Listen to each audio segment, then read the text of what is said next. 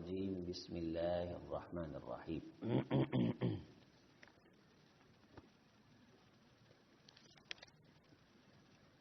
وقل للمؤمنات يغضضن من أبصارهن ويحفظن فروجهن ولا يبدين زينتهن إلا ما ظهر منها۔ اور آپ فرما دیں، کہہ دیں صاحب ایمان عورتوں کو یغضضن من ابصارہن کہ وہ نیچا رکھیں اپنی نظروں کو، حفاظت کریں اپنی نگاہوں کی، نہ گاڑیں اپنی نظریں۔ وَيَحْفَظْنَ فُرُوجَهُنَّ اور وہ حفاظت کریں اپنی شرمگاہ کی۔ وَلَا يُبْدِينَ زِينَتَهُنَّ إِلَّا مَا ظَهَرَ مِنْهَا اور نہ وہ ظاہر کریں اپنی زینت مگر وہ جو خود بخود ظاہر ہو جائے۔ وَلْيَضْرِبْنَ بِخُمُرِهِنَّ عَلَى جُيُوبِهِنَّ چاہیے کہ وہ لپیٹ کے رکھیں، اوڑھ کے رکھیں دوپٹوں کو، اوڑھنیوں کو، عَلَى جُيُوبِهِنَّ اپنے سینوں پر۔ وَلَا يُبْدِينَ زِينَتَهُنَّ اور وہ نہ ظاہر کریں گی اپنی زینت کو، إِلَّا لِبُعُولَتِهِنَّ سوائے اپنے خامدوں کے، او آبائہن یا اپنے باپوں کے، او آبائی بعولتہن یا اپنے خامدوں کے باپوں کے یعنی خسر، او ابنائہن یا اپنے بیٹوں کے، او ابنائی بعولتہن یا اپنے خامدوں کے بیٹوں کے، خامد کے بیٹے جو کسی دوسری بیوی سے ہو سکتے ہیں، او اخوانہن اپنے بھائیوں سے، او بنی اخوانہن اپنے بھائیوں کے بیٹے یعنی بھانجے، او بنی اخواتہن اپنی بھتیجے، او بنی اخواتہن اپنی بہنوں کے بیٹے یعنی بھانجے، او نسائہن اپنی عورتیں، گھر کی خاندان کی عورتیں، ان کے سامنے بھی اگر خواتین کی زیبائش کا اظہار ہو جاتا ہے یا منہ سے کپڑا اتر جاتا ہے تو اس میں حرج کوئی نہیں ہے۔ او ما ملکت ایمانہن یا ان کی کنیزیں، لونڈیاں، ان کے سامنے بھی پردے کی ضرورت نہیں ہے۔ او التابعین غیر اولی الاربہ یا وہ بوڑھے مرد جو خدمت گزار ہیں اور انہیں کوئی حاجت بھی نہیں ہے، غیر اولی الاربہ جنہیں کوئی خواہش بھی نہیں ہے، خواہشوں پہ کنٹرول ہے یا ویسے ہی عمر رسیدہ، سن رسیدہ ہو چکے، من الرجال مردوں میں سے، او الطفل الذین لم یظہروا علی عورات النساء یا وہ بچے جن بچوں پہ ابھی عورتوں کے پردوں کی باتیں کھلی نہیں ہیں، ظاہر نہیں ہوئی اور انہیں ان باتوں کا پتہ نہیں جو پردے کی باتیں ہیں، ان کے سامنے بھی پردہ جو ہے وہ ضروری نہیں ہے۔ ولا یضربن بارجلہن اور نہ ہی عورتیں اپنے پاؤں کو زمین پہ ماریں، لیعلم ما یخفین من زینتہن تاکہ پہچانا جا سکے جو انہوں نے چھپایا ہے اپنی زینت میں سے۔ وتوبوا الی اللہ جمیعا اور توبہ کرو تم سارے کے سارے اللہ کی طرف، ایھا المؤمنون اے مومنوں کی جماعت، لعلکم تفلحون تاکہ تم کامیاب ہو سکو، کامران ہو سکو۔ اس آیت طیبہ میں اللہ تعالی نے نظر کی حفاظت اور زیبائش کا جو اظہار ہے اس سے منع کیا ہے، نظر کی حفاظت کا حکم دیا ہے، اور ساتھ میں یہ فرمایا ہے کہ یہ جو لوگ ہیں جن کا نام لے کے تفصیل بیان کر دی گئی ہے، اگر ان کے سامنے عورت پردہ نہیں کرتی تو حرج نہیں ہے، وگرنہ اللہ تعالی احکم الحاکمین نے، خالق کائنات نے اپنی اصلاح ریب اور روشن کتاب میں نام لے کے پابندیاں لگا رکھی، ایک ایک چیز کو کھول کے بیان کیا ہے، لیکن اس کے باوجود مسلمانوں کے درمیان بڑا اختلاف ہے اس بات پہ کہ کیا چہرے کا پردہ ہے کہ نہیں۔ تو اصل جو چیز ہے اسی کو محل نظر بنایا ہوا ہے، اصل ہے ہی چہرہ، عورت کے منہ میں، اس کے جسم میں اور اس کے پورے جسے میں اصل چیز منہ ہے جو خوبصورتی کا اظہار کرتا ہے اور جو مرد کو پھسلانے کا سبب اور ذریعہ بنتا ہے۔ اور ایک جگہ یہ بھی اللہ تعالیٰ نے فرمایا قرآن مجید میں کلی ازواجک و بناتک و نساء المؤمنین یدنین علیہن من جلابیبہن ذالک ادنی ان یعرفن، کہ آپ ایمان والی عورتوں کو، اپنی بیویوں کو، اپنی بیٹیوں کو یہ حکم دے دیں کہ وہ اپنی اوڑھنیاں، اپنے نقاب، اپنے برقعے لے لیں، ذالک ادنی ان یعرفن، کہ وہ پہچانی نہ جا سکیں۔ اب پہچان کس چیز سے ہوتی ہے؟ چہرے سے۔ تو یہاں بھی یہ صراحت ہے، اب چہرے کے الفاظ نہیں ہیں، لیکن یہ اللہ تعالیٰ نے فرمایا کہ پردہ اس لیے لیں کہ ان کی پہچان نہ ہو سکے کہ یہ کون جا رہی ہے، تاکہ انہیں اذیت نہ دی جا سکے، ان پہ بول نہ کسا جا سکے۔ عمر فاروق رضی اللہ تعالیٰ عنہ فرماتے ہیں میری شدید ترین یہ خواہش تھی کہ اللہ تعالیٰ پردے کے احکام نازل فرمائیں۔ اس کی وجہ جو میرے دل میں تھی وہ یہ تھی کہ امہات المؤمنین جب باہر جاتی تھیں اپنا قضاء حاجت کے لیے تو یہودیوں کی نظر پڑ جاتی تھی، اور انہیں معلوم ہوتا تھا کہ یہ کون جا رہی ہیں، اور وہ جملہ کس سکتے تھے، کوئی ایسی بات کہہ سکتے تھے جو ایمان والوں کے لیے اذیت کا سبب بن سکتی تھی۔ تو میرے دل میں یہ شدید خواہش تھی کہ اللہ تعالیٰ پردے کے احکام نازل فرمائیں تاکہ پتہ نہ چلے کہ کون جا رہا ہے۔ یہ میری غیرت تھی اور میری غیرت کا تقاضا تھا۔ تو پھر اللہ تعالیٰ نے یہ حکم نازل فرمایا، پردے کے احکام بتدریج تفصیل کے ساتھ ہے۔ نبی صلی اللہ علیہ وسلم نے فرمایا کہ میں نے جنت میں عمر فاروق کا بہت بڑا محل دیکھا، انتہائی خوبصورت شیشوں سے بنا ہوا، موتیوں، زمرد، یاقوت۔ تو میں نے جبریل علیہ السلام کے ساتھ تھا تو ان سے پوچھا یہ کس کا محل ہے؟ تو انہوں نے فرمایا کہ یہ عمر فاروق کا ہے۔ تو میرا جی چاہا کہ میں اندر جھانک کے دیکھوں۔ جب میں نے اندر جھانکا تو محل کے اندر نکر میں ایک عورت وضو کر رہی تھی۔ تو مجھے عمر تیری غیرت یاد آ گئی تو میں جلدی سے واپس نکل آیا۔ حضرت عمر فاروق رضی اللہ تعالیٰ عنہ فرمانے لگے اللہ کے رسول، میں آپ کے حوالے سے بھی کسی ایسی بات کو دل میں لے کے آؤں گا کہ آپ نے ہماری خواتین پہ نظر ڈالی؟ فرمایا نہیں، مجھے تیری غیرت یاد آ گئی۔ تو یہ غیرت فاروقی تھی جس کا اللہ تعالیٰ کے رسول صلی اللہ علیہ وسلم نے اظہار کیا، اور ایمان والوں کے حوالہ سے، خاص طور پہ امہات المومنین کے حوالہ سے یہ خاصے پریشانی کا اظہار کرتے تھے اور دل میں یہ بات رکھتے تھے کہ اللہ تعالیٰ ایسے پردے کے تفصیلی احکام نازل فرمائیں کہ اس میں پھر کسی مومنہ عورت کی کسی عام مرد کو پہچان نہ ہو سکے۔ فرماتے ہیں کہ جب حضرت ابو ہریرہ رضی اللہ تعالیٰ عنہ فرماتے ہیں کہ جب پردے کی آیات اتری اور اللہ تعالیٰ کی طرف سے پردے کا حکم آیا تو مدینے کے سبھی گھروں میں رات چراغ جلتے رہے۔ کوئی کسی سے تیل مانگ کے لے کے گیا، کوئی کسی سے چراغ مانگ کے لے کے گیا، کوئی کسی سے سوئی گدوئی مانگ کے لے کے گیا، اور کسی نے اپنے کسی سے چادر جو دوسرے استعمال والی تھی لینے کے لیے، کسی بستر پہ ڈالنے کے لیے کسی نے وہ لی۔ صبح جب رات آیت آئی ہے اور صبح جب فجر کی نماز تھی تو تمام ایمان والی غیرت مند کائنات کی سب سے غیور اور شرم و حیا والی عورتوں نے کائنات کے سب سے غیور اور شرم و حیا والے مردوں سے پردہ کیا تھا، چونکہ اللہ کا حکم آ گیا تھا۔ ان کی آنکھوں میں بھی حیا تھا، ان کے دل میں بھی حیا تھا۔ یہ نہیں کہتے تھے کہ پردہ آنکھ کا ہوتا ہے، پردہ دل کا ہوتا ہے۔ جو صحابہ تھے ان کی آنکھوں میں بھی حیا تھی، ان کی آنکھوں میں بھی غیرت تھی۔ انہوں نے نہیں یہ کہا کہ پردہ آنکھ کا ہوتا ہے، پردہ دل کا ہوتا ہے۔ جب اللہ نے پردے کے حکم نازل فرمائے، کائنات کے سب سے پاکیزہ مردوں نے، کائنات کی سب سے پاکیزہ عورتوں نے کائنات کے سب سے پاکیزہ مردوں سے پردہ کیا۔ لیکن یہ ہے کہ پردے کے اندر عورت مرد کو دیکھ لیتی ہے تو مرد کو دیکھا جا سکتا ہے، اس کی ممانعت نہیں ہے۔ بعض روایات میں آتا ہے کہ عورت بھی مرد کو نہیں دیکھ سکتی، تو مرد تو بیچارہ منہ نہیں لکو سکتا، آنکھیں اس کی نکلی ہوئی ہیں نقاب سے، نقاب نقب سے ہے۔ ہم نقاب اصلاً کہتے ہیں جو چہرے پہ لیتی ہیں، نقاب اس کو نہیں کہتے، نقاب اس جگہ کو کہتے ہیں جہاں سے آنکھیں نکلی ہوتی ہیں، وہ جگہ نقاب ہوتی ہے۔ ہم سمجھتے ہیں یہ نقاب لیا یعنی منہ کے ڈھانپنے کو ہم نقاب کہتے ہیں، نقاب نقب سوراخ کو کہتے ہیں جسے جھانکا جاتا ہے۔ تو جب اس کی آنکھ باہر ہے اسے پورا چہرہ نظر آتا ہے ہمارا۔ سیدہ عائشہ رضی اللہ تعالی عنہا فرماتی ہیں کہ حبشیوں کا کھیل ہوتا تھا مسجد نبوی میں، تو میں اوڑھنی لے کے نبی صلی اللہ علیہ وسلم کی اوٹ میں اسے دیکھ لیتی تھی۔ بعض روایت میں یہ آتا ہے کہ حضرت عبداللہ ابن ام مکتوم جو نابینا تھے، یہ ایک دن گھر تشریف لائے تو رسول اللہ صلی اللہ علیہ وسلم سے امہات المومنین نے کہا کہ اللہ کے رسول یہ تو نابینا ہے، تو ان سے پردے کی تو ضرورت نہیں۔ تو آپ صلی اللہ علیہ وسلم نے فرمایا الستما تبصرانی، تم تو نابینی نہیں ہو، تم تو دیکھتی ہو۔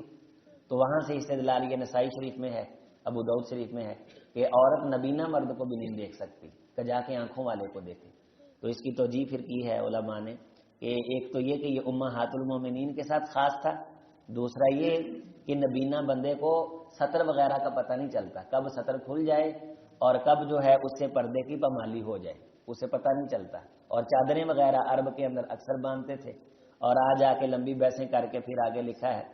کہ یہ روایت ہی اصلاً ضعیف ہے، اس کی سند میں کمزوری ہے۔ ویسے رسول اللہ صلی اللہ علیہ وسلم نے اس طرح کے 3-4 احکامات دیے ہیں کہ جس میں یہ ثابت ہوتا ہے کہ عورت جو مرد ہے اس کو دیکھ سکتی ہے، پردے کے اندر اس سے بات بھی کر سکتی ہے۔ رسول اللہ صلی اللہ علیہ وسلم کے پاس بھی عورتیں آتی تھیں، اور اسی طرح مدینہ طیبہ کے اندر ایک عورت تھی جو پردے کے اندر رہتی تھی اور بڑی مہمان نواز تھی، اور آئے گئے ہر شخص کی وہ مہمان نوازی پردے میں کرتی تھی، جو اپنے ہوتے تھے وہ بھی، جو اپنے نہیں ہوتے تھے وہ بھی۔ تھوڑی سی کہول عمر کی، جسے پختہ عمر کی کہتے ہیں، وہ تھی اور معروف تھی مدینہ طیبہ میں۔ بہت ساری صحیح روایات میں یہ آتا ہے، اور نبی صلی اللہ علیہ وسلم نے اس کی عظمت بیان فرمائی، بلکہ اس کی ایک عزیزہ کو طلاق ہو گئی، اس نے عدت گزارنی تھی، تو اس نے کہا کہ میں ان کے ہاں عدت گزارتی ہوں، تو رسول اللہ صلی اللہ علیہ وسلم نے فرمایا چونکہ یہاں مرد بھی کثرت سے آتے جاتے ہیں، تم عبداللہ ابن ام مکتوم کے گھر چلی جاؤ، چونکہ وہ نبینے ہیں۔ تو ان دونوں روایتوں سے بھی یہ ثابت ہوتا ہے کہ عورت مرد کو دیکھ سکتی اس طرح، یعنی یہ بری نظر سے تو دیکھنا ویسے منع ہے، عام روٹین میں کوئی دینی معاملہ ہے، گھر کے اندر کوئی دوسرے لین دین کے معاملات ہیں، عزت والے لوگ جو ہیں جس طرح ایک دوسرے کے ساتھ بات کر لیتے ہیں، خاندان میں پردے میں لپٹ کے اپنی نقاب لے کے آئے گئے سے حال پوچھ لیتی ہیں، اپنے کسی عزیز سے حال دریافت کر لیا، خیریت دریافت کر لی، کسی گھر کی جو بہو ہے، آپ کے گھر کی جو بہو ہے اس کو آپ کے بھائی سے پردہ ہے، آپ کا بھائی گھر میں تو آئے گا آپ کے، تو وہ پردے میں لپٹ کے جو اس کا چچا خسر لگتا ہے وہ حال چال پوچھ سکتی ہے، اس کی خیریت دریافت کر سکتی ہے۔ کوئی عزیز گھر میں آئے ہیں ان کو چائے وغیرہ پردے میں دے سکتی ہے، کھانا وغیرہ دے سکتی ہے۔ تو پردہ ان چیزوں سے نہیں روکتا، مہمان نوازی سے نہیں روکتا۔ جن گھروں میں پردوں کی عادت ہے ان گھروں کی خواتین کو اس سے ٹینشن نہیں ہوتی، تکلیف نہیں ہوتی، ان کی عادت بن جاتی ہے، ان کی روٹین ہو جاتی ہے، وہ پردے میں آسانی کے ساتھ کھا بھی لیتی ہیں، مشروب وغیرہ بھی پی لیتی ہیں۔ اس لیے اس پردے کو درد سر بنا کے گھر کے اندر پوری مصیبت بنائے رکھنا۔ ہمارے ایک دوست کہہ رہے تھے کہ فلاں مرد ہے آپ کے پاس، وہ بیٹھتا ہے، اپنی بیوی کو وہ کہتا ہے کہ ادھر نہیں جانا، ادھر نہیں جانا، ادھر نہیں جانا، ادھر نہیں جانا، کہ وہ بزرگ بندہ بھی ادھر سر تے ہاتھ رکھنے لگے تو ادھر لڑ پیندا ہے، تو خود کسی بھی شادی بیاہ میں وہاں جا کے بیٹھتا ہے جہاں عورتیں ہوتی ہیں، تو لوگ بھی تو پھر نظر رکھتے ہیں نا، اور بعض دفعہ کسی سے مسئلہ پوچھتے پوچھتے نام بھی لے دیتے ہیں کہ یہ خود ایسے کرتے ہیں، خود ایسے کرتے ہیں، خود ایسے کرتے ہیں، اور اس بیوی کو اس نے پورا ایک مذاق بنایا ہوا پورے خاندان میں، جہاں چلی جائے وقت پڑ جاتا ہے۔ تو اگر آپ نے ایسا کرنا نہ لے کے جائیں۔ اور پردے کے اظہار سے اللہ تعالیٰ کے رسول صلی اللہ علیہ وسلم نے جو پردے کا اظہار اور قرآن مجید نے جو کہا ہے، اس سے مراد یہ کہ اپنا کھلا سا لباس پہن لے، اس کے اوپر اوڑھنی وغیرہ لے لے، چادر کے ساتھ منہ ڈھانپ لے، اور اب جو برقعے آ گئے ہیں وہ برقعوں کو بھی ضرورت ہے کہ ان کے اوپر پردہ لیا جائے، ان کے اندر بھی زیبائش آ گئی ہے، آرائش آ گئی ہے، وہ پردے کے لیے نہیں لیے جاتے، وہ اپنے عیب چھپانے کے لیے لیے جاتے۔ یہ صراحتاً آیات ہیں کہ اب کس کے سامنے وہ پردہ کرنا ضروری نہیں ہے، خامد کے سامنے، خامد کے باپ کے سامنے جو خسر ہے یا سسر، اسے اصل میں سسر جو خامد ہے بیوی، اس کے باپ کو سسر کہتے ہیں، تو بیوی کے لیے خامد کا جو باپ ہے خسر اسے کہتے ہیں۔ اپنے بیٹے، اس کے خامد کے بیٹے جو پچھلی دوسری عورت سے ہیں، اس کے بھائیوں کے بیٹے، اس کی بہنوں کے بیٹے، اس کے گھر کی خواتین، بھانجے، بھتیجے، اپنی عورتیں، گھر کی عورتیں، بیگانی عورتیں جو عورتوں کے چہرے کے خد و خال کہیں دوسری جگہ بیان کرتی ہیں، ان سے بھی روکا گیا ہے، یا ایسی لونڈیاں کنیزیں جو خدمت کرتی ہیں، یا ایسے بزرگ خدمت گزار جنہیں حاجت نہیں ہے، معلوم ہو جاتا ہے ان کی باتیں کرنے سے، ان کے ساتھ چند دیر وقت گزارنے سے، گھر کے اندر جو ملازم وغیرہ بزرگ رکھے ہوتے ہیں، اگر خواتین کو پردے کے اندر ان کے ساتھ کہیں آنا جانا پڑ جاتا ہے، جو ڈرائیور وغیرہ رکھے ہوتے ہیں بزرگ، عزت نفس کے مالک لوگ ہوتے ہیں، اگر تجربے سے یہ بات ثابت ہو جائے تو پھر ایسے مرد، یہاں ابھی تابعین اس سے مراد غلام بھی لیے گئے ہیں کہ وہ زر خرید عورتوں کے غلام، اور غلامی میں شرط یہ ہے کہ وہ بوڑھے ہو جائیں اور انہیں حاجت کوئی نہ رہے۔ من الرجالی، مردوں میں سے، آزاد مردوں میں سے بھی یہ کہا گیا ہے کہ ابھی تابعین وہ جو خدمت گزار گھر میں رکھے ہوتے ہیں، اس سے مراد یہ لیا گیا ہے کہ غلام وہ ہوتا ہے جسے خرید کے رکھا گیا ہو، ملازم اور خادم وہ ہوتا ہے جس کو تنخواہ پہ رکھا گیا ہو۔ بزرگ ہے اور اسے کوئی حاجت اور ضرورت نہیں ہے ایسی، اور نہ ہی اس کی ایسی عادات اور لچن ہے، تو اس کو اس کے سامنے بھی اگر عورت کا جو پردہ وہ برقرار نہیں رہتا اس یعنی چہرے وغیرہ کا، تو اس میں اللہ تعالیٰ نے چھوٹ دی ہے۔ وہ بچے جو چھوٹے ہیں جن کے سامنے ابھی تک عورتوں کے راز نہیں کھلے، یہاں سے آپ اندازہ لگا لیں کہ ہمارے گھروں کے اندر اللہ تعالیٰ نے بچے بیٹے اور بیٹیوں کی عزتیں کس طرح محفوظ فرمائی۔ یہ جی کزن ہے، یہ کون ہے؟ یہ کزن ہے۔ اور آج کل ہمارے یہ جو کفر کا نظام تھا، یہ میری گرل فرینڈ ہے اور یہ میرا بوائے فرینڈ ہے، یعنی لڑکیوں کے اندر اور لڑکوں کے اندر یہ اصطلاحات چلتی ہیں اور بلا جھجک رابطے ہیں فون پہ، میسجوں پہ، یہ جی کو ایجوکیشن، یہ مخلوط نظام تعلیم، یہ فلانا لیکچر، یہ فلانا لیکچر، لڑکوں کو لڑکیاں پڑھائیں گی اور لڑکیوں کو لڑکے پڑھائیں گے، اور کیا پڑھائیں گے پتہ نہیں کیا پڑھائیں گے۔ یونیورسٹی میں بیٹھے ہوئے ہیں اور درس دے رہے ہیں اور لیکچر دے رہے ہیں اور سمجھ رہے ہیں کہ بڑے فن خاں۔ کئی میں اپنے ایسے دوستوں کو بھی جانتا ہوں جو ہمارے ساتھ رہے، پھر وہ کالجوں وغیرہ میں چلے گئے، جوائن انہوں نے کر لیا، صرف اس بنیاد پہ کہ وہاں ذرا ایک عزت بنی ہوئی ہے کہ بندہ کالج میں جاتا ہے، دیتے کچھ بھی نہیں ہے، یونیورسٹی میں جاتا ہے، اور سامنے اور ان کی جو علمی صلاحیت ہے، علمی قابلیت ہے، ان کا بھی بخوبی علم ہوتا ہے کہ یہ ان کی علمی قابلیت کتنی۔ آپ کے مسلوں پہ بیٹھے ہوئے لوگ جو درس نظامی پڑھے ہوتے ہیں، 7 سال قرآن و سنت کے علوم پڑھے ہوتے ہیں، ان کے معانی، مفاہیم اور ان کے استدراکات و محاکمات پورا ما قبل ما بعد دیکھا ہوتا ہے، بالکل یہ رٹے رٹائے مضمونوں پہ ٹیسٹ دے کے آگے آنے والے لوگ جو اسلامیات کے خاص طور پہ لوگ ہوتے ہیں، یہ مقابلہ ہی نہیں کر سکتے، نہ نصاب کی کتابوں کا پتہ ہے، نہ پڑھ سکتے ہیں، صرف اس لیے کہ ایک عزت بنائی ہوئی۔ وہ کیا دیں گے ہمارے بچوں کو؟ یہ ڈگریاں لے کیا رہے ہیں؟ تو والدین کو خصوصی طور پہ چاہیے کہ ہر اس کالج کا، ہر اس کلاس کا بائیکاٹ کریں جہاں پردے کو پامال کیا جاتا ہے، عزتیں پامال ہوتی ہیں اور پردے سے نکلنے کے درس دیے جاتے ہیں۔ یہ جو بعض لوگ ہیں کہ وہ ان کے گھر کے اندر پڑھائی کا زیادہ رواج ہوتا ہے کہ بچے سارے پڑھے ہوتے ہیں، اللہ تعالیٰ توفیق دے، ایسے انسٹیٹیوٹ خود بنا لینے چاہیے، اپنے گھر کے اندر بنا لینا چاہیے کہ پردے کا وہاں انتظام ہو۔ ہمارے ایک جاننے والے ہیں، اللہ تعالیٰ ان کی حفاظت فرمائے، پروفیسر یونس صاحب گوجرے کے، میں آپ سب کو دعوت دوں گا کہ وہاں لڑکیوں کا ایک مدرسہ ہے، جا کے دیکھ کے آئیں، کسی سے نہیں مانگتے، ان کے کچھ عزیز ہیں جو برطانیہ میں ہیں، وہ پیسہ دیتے ہیں، بڑا پیسہ لگایا، بڑی خوبصورت بلڈنگ ہے، مزہ آتا ہے دیکھ کے، بیسمنٹ ہے بہت بڑا، انتہائی پردے کا ستھرا نظام ہے، مزہ آتا ہے دیکھ کے۔ لیکن انہوں نے بچیوں کو پڑھانے کے لیے سکول ٹیچر بھی رکھے ہیں، کیونکہ خود وہ پروفیسر ہیں، وہاں گوجرا کالج کے رئیس ہیں، چانسلر ہیں، تو لڑکیوں کے لیے جہاں پڑھانے کا انہوں نے انتظام کیا ہے اس کو دیکھ کے لطف آتا ہے۔ ایک انہوں نے بزرگ رکھا ہوا ہے، اس بزرگ نے پیسے لگا کے مدرسے میں مکان بنایا ہوا ہے، وہ اس مکان میں رہتا ہے، وہ کہتا ہے کہ جب تک میں زندہ رہوں گا میں یہاں رہوں گا، جب میں مر جاؤں گا تو یہ مکان میرا مدرسے کے نام ہو جائے گا۔ خوبصورت مکان ہے۔ جب سکول کے ٹیچر پڑھانے کے لیے آتے ہیں، جہاں سکول کے ٹیچر آ کے بیٹھتے ہیں وہاں سے اندر انٹری ہے ہی نہیں، وہاں خواتین کی طرف انٹری ہے ہی نہیں، ایک دروازہ سا بنا ہے اور دروازے میں باریک جالی لگی ہے، بالکل نہیں پہچانا جا سکتا، لیکن ساتھ میں اس بزرگ نے بیٹھنا ہے، جالی درمیان میں لگی ہے، ادھر لڑکیاں بیٹھی ہوئی ہیں اور ادھر روشنی کا انتظام ہے، جہاں لڑکیاں ہیں وہاں اندھیرا کیا ہوا ہے، اندھیرے سے روشنی میں جالی سے باہر وائٹ بورڈ پہ لکھا بھی پورا صاف نظر آتا ہے، جنہوں نے انتظامات کرنے ہیں انہوں نے کر رکھے ہیں۔ اور لڑکیاں جن کی تکمیل ہوتی ہے، ڈاکٹر صاحب میں سال کے بعد وہاں ایک جمعہ پڑھانے کے لیے جاتا ہوں، تو وہاں انہوں نے فہرستیں بنا کے رکھی ہیں ان طالبات کی جو وہاں سے پڑھ کے کئی کالجوں میں پروفیسر ہیں لگی ہوئی گورنمنٹ کی۔ یہ الحاق ہے جی سی یونیورسٹی کے ساتھ، پنجاب یونیورسٹی کے ساتھ، بیٹیاں وہاں پڑھ نہیں رہی، پڑھ رہی، عزت بھی برقرار ہے، پیسہ بھی وہ لگا رہے ہیں، اور پردے کا ایسا زبردست انتظام کیا ہے، میں نے اپنی آنکھوں سے یہ مشاہدہ کیا ہے، دیکھا ہے۔ وہاں جب جاتے ہیں تو ان کی یہ خواہش ہوتی ہے نماز پڑھنے رستے میں ہو جائے، گوجرا موڑ پہ 88 موڑ پہ ایک پھاٹک ہے چھوٹا سا، وہاں ہے یہ مدرسہ بچیوں کا، لڑکیوں کا، خواتین کا، 400-450 کے قریب وہاں طالبات، انتہائی ستھرا نظیف اعلیٰ قسم کے پروفیسر رکھے ہوئے ہیں۔ میری آپ کی بیٹیاں جو ان کے لیے بیگانی ہیں، ان کے لیے پردے کا انہوں نے اتنا اچھا ستھرا نظیف اعلیٰ انتظام کیا ہوا ہے، اور لڑکیاں پڑھ رہی ہیں، انگلش میں کراس کر رہی ہیں۔ یہ پچھلے دنوں ان کے خود بیٹے نے پورے پنجاب بورڈ میں کراس کیا تھا اور وزیر اعلیٰ نے بلا کر اس کو انعام دیا. اسی طرح اس ادارے کی طالبات ہیں.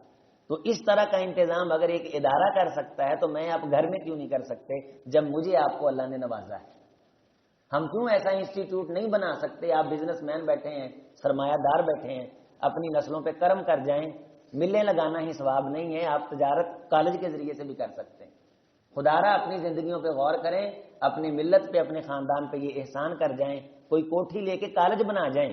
پیسہ انویسٹ کریں بطور بزنس کے. اللہ آپ کو رائے گا نہیں کرے گا. سب سے بڑا بزنس اس وقت ایجوکیشن ہے، تعلیم ہے. ابھی اوپننگ ہونے والی، آپ اس پہ غور کریں. اپنے بچوں کو پیسہ دے دیں، انہیں کہیں کہ آپ ایسا انسٹیٹیوشن بنائیں جس میں پردہ مکمل ہوتا ہے کہ عزت والے گھرانوں کی بچیاں وہاں پڑھ سکیں. اور خاص طور پہ آپ کے مسلک اہل حدیث کی طالبات جنہیں اسکول کی ابجد آنی چاہیے، انہیں وہ آ جائیں. اگر آپ کے پاس ایسے سورسز ہیں تو یہ کام کرنا بھی اس وقت افضل جہاد ہے. وجاہدہم بھی جہادن کبیرہ. سب سے بڑا جہاد یہ ہے کہ تعلیم دی جائے. نبی صلی اللہ علیہ وسلم نے سیدہ حفصہ رضی اللہ تعالی عنہا کو ایک عورت کے پاس ٹیوشن کے لیے داخل کروایا اور پھر اسے کہا کہ تو اگر آ سکے تو تیری مہربانی ہے، یہ میری بیوی ہے اور میری بیوی کو آ کے پڑھایا کر. اسے پڑھانا کیا تھا؟ یہ سکھانا تھا جو اعداد و شمار تھے، جو حساب و کتاب تھے، جو دنیاوی علوم ہم جنہیں کہتے ہیں. نبی صلی اللہ علیہ وسلم نے خواتین کو یہ سیکھنے کے لیے اس کا حکم بھی دیا ہے اور آپ نے اہتمام بھی فرمایا تاکہ پردے کی پامالی بھی نہ ہو سکے اور ہماری نسل جاہل بھی نہ رہ سکے. جو ضروری چیزیں ہیں اس طرح پڑھائی جا سکتی ہیں. باقی ترجمہ تفسیر تو ہر بیٹی کے لیے لازمی ہے، ہر بچی کے لیے لازمی ہے. ہماری خواتین کے لیے بہت ضروری ہے کہ انہیں قرآن مجید کا ترجمہ اور تفسیر آئے. فرمایا کہ وہ بچے چھوٹے جن کے سامنے ابھی عورتوں کے پردے کی باتیں ظاہر نہیں ہیں، ان سے پردہ نہیں کیا جا سکتا. بچہ چھوٹا ہے لیکن اس کے سامنے پردے کی راز کی باتیں ظاہر ہیں، پتہ چل گیا، اس سے پردہ کیا جائے گا. وَلَا يَضْرِبْنَ بِأَرْجُلِهِنَّ لِيُعْلَمَ يُخْفِينَ مِنْ زِينَتِهِنَّ. اپنے پاؤں مار کے چھنکار پازیب کو چھنکا کر کے کسی کی توجہ کو اپنی طرف مائل نہیں کیا جائے گا. توبوا الی اللہ جمیعا. مومنو توبہ کرتے رہو. کہیں نہ کہیں کمی انسان سے ہو جاتی ہے، کہیں نہ کہیں کوتاہی انسان سے ہو جاتی ہے. اے مومنوں کی جماعت، لعلکم تفلحون، تاکہ تم کامیاب ہو سکو، تاکہ تم کامران ہو سکو. کامیابی انسان کو توبہ کی بنیاد پہ ملتی اور انسان ہونے کے ناطے سے کئی کمیاں، کئی کوتاہیاں ہو جاتی ہیں. اللہ تعالی ہمیں اپنی عزتوں کی حفاظت کرنے کی توفیق دے، ہمیں اپنی نسلوں کی عزت کی حفاظت کرنے کی توفیق دے. خواتین کے جو پردے کے احکامات ہیں اللہ تعالی ہمیں بذات خود ہی، چونکہ حکومت تو اس پہ نہ کوئی قانون بناتی ہے نہ یہ ہمیں رہنمائی کرتے ہیں، اللہ تعالی ہمیں خود ہی اس پہ عمل کرنے کی ہمت اور توفیق عطا فرمائے. اقول قولی ھذا استغفر اللہ لی ولکم ولسائر المسلمین.